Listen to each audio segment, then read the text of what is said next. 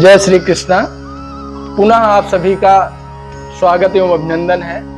अपने श्रीमद् भगवत गीता के प्रथम अध्याय के 13वें श्लोक से आइए हम आप प्रारंभ करते हैं। तथा शंखाश्च भैर्यश्च पड़वानक गोमुखा सहसैः अभ्यन्यन्त सा शब्दस्तु मूलो भवत। अर्थात भीष्म पितामह जी के शंखनाद के पश्चात नगारे तथा ढोल, मृदंग और नरसिंघे आदि बाजे एक साथ जोर जोर से बज उठे और उनका शब्द बड़ा ही भयंकर प्रतीत पड़ता था। उस पूरे युद्ध क्षेत्र में उनकी जो ध्वनि थी वो पूर्ण रूपेण गुंजायमान हो गई। तथा श्वेतैर हरैर युक्ते महति चंदने स्थितौ माधवा पांडवश्चैव दिव्यौ शंखौ प्रदधन्तुः पांचजन्यं हृषिकेशो देवदत्तं धनंजया पौंड्रं ददमौ महाशंखं भीमकर्मा विकोदरा अनंत विजयं राजा कुंती पुत्रो युधिष्ठिरा नकुला सहदेवश्च सुघोष मणिपुष्पकौ। अर्थात इसके अनंतर में सफेद घोड़ों से युक्त उत्तम रथ में आरूढ़ भगवान श्री कृष्ण और उनके साथ अर्जुन अलौकिक शंख बजाए। श्री कृष्ण महाराज ने पांचजन्य नामक शंख बजाया और अर्जुन ने देवदत्त नामक शंख बजाया और भयानक कर्म करने वाले भीमसेन ने पौंड्रक नामक शंख बजाए। उसके बाद कुंती पुत्र राजा युधिष्ठिर ने अनंत विजयक नामक और नकुल तथा सहदेव ने सुघोष और मणिपुष्पक नामक शंख बजाया। काश्यश्चा परमेश्वासा शिखंडी चा महारथा धृष्टद्युम्नो विराटश्च सात्यकिश्च अपराजिता द्रुपदो द्रौपदयाश्च सर्वसा पृथ्वीपते सौभद्रस्य महाबाहु शंखदंदमु पृथक पृथक। अर्थात इसी क्रम में श्रेष्ठ धनुष वाले काशी राज और महारथी शिखंडी एवं धृष्टद्युम्न तथा राजा विराट और अजेय सात्यकी राजा द्रुपद एवं द्रौपदी के पांचों पुत्र और बड़ी भुजा वाले सुभद्रा के पुत्र अभिमन्यु, इन सभी ने अपने अपने मुख से अलग अलग शंख बजाकर शंखनाद किया।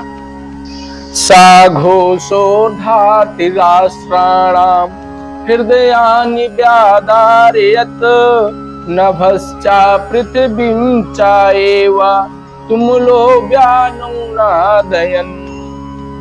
और उस भयानक शब्द ने आकाश और पृथ्वी को भी गुंजाते हुए भारत राष्ट्र अर्थात आपके पक्ष को जो है उनके सारे व्यक्तित्वों के हृदय को विदीर्ण कर दिया।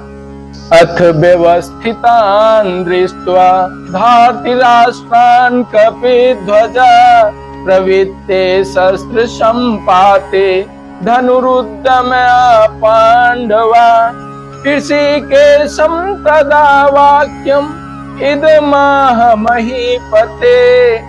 अर्थात संजय धृतराष्ट्र कहते हैं कि हे राजन, इसके बाद कपिध्वज अर्जुन ने मोर्चा बांधकर डटे हुए धृतराष्ट्र संबंधियों को देखकर उस शस्त्र चलने की तैयारी के समय धनुष उठाकर ऋषिकेश अर्थात भगवान श्री कृष्ण से यह वचन कहा।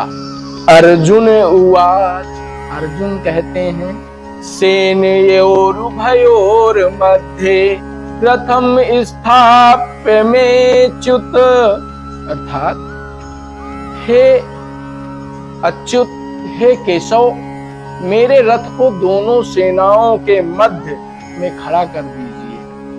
यावदेतान् निरीक्षे अहं योद्धुकामान् अवस्थिताम् कैर्मया सायोद्धव्यम् अस्मिन् रणसमुद्रमे योत्स्यमानान् वेक्षे अहं या एते अत्र समागता धार्तराष्ट्रस्य दुर्बुद्धेर्युद्धे प्रिय चिकीर्षवः।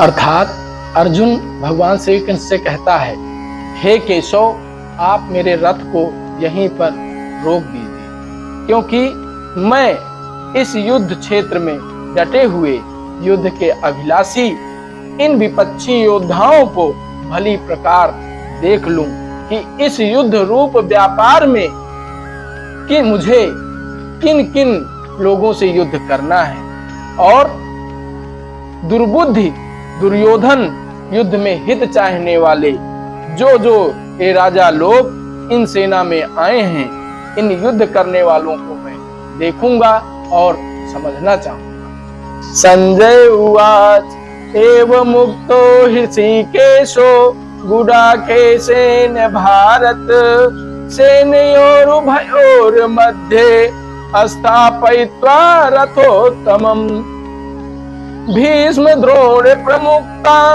सर्वेषां च महीक्षिताम् उवाच पार्थ पश्यैतान् समवेतान् कुरु नीतिः।